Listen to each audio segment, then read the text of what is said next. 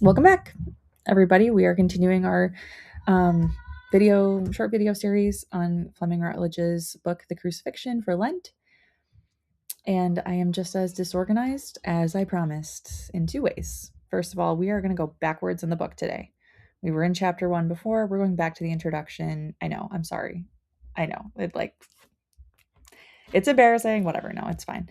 But we're going to go back.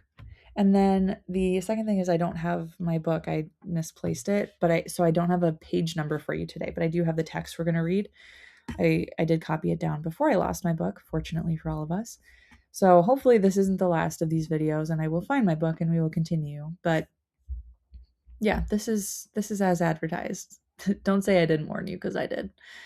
But here we are. The introduction to Fleming Rutledge's The Crucifixion. I've got a little excerpt for us, and we're talking today about whether or not the cross is a religious symbol. And Rutledge has some interesting thoughts on that. So we're going to dive in. Here we go. Christianity is unique.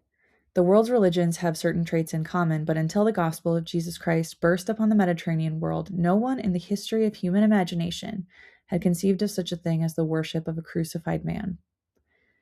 The early Christian preaching announced the entrance of God upon the stage of history in the person of an itinerant Jewish teacher who had been ingloriously pinned up alongside two of society's cast-offs to die, horribly rejected and condemned by religious and secular authorities alike, discarded onto the garbage heap of humanity, scornfully forsaken by both elites and common folk, leaving behind only a discredited and demoralized handful of scruffy disciples who had no status whatsoever in the eyes of anyone.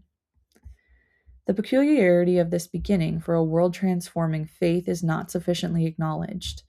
Too often, today's Christians are lulled into thinking of their own faith as one of the religions, without realizing that the central claim of Christianity is oddly irreligious at its core.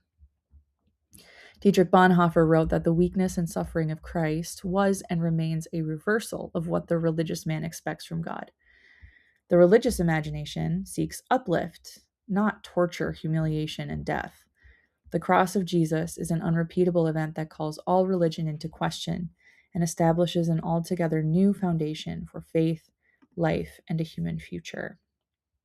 End quote.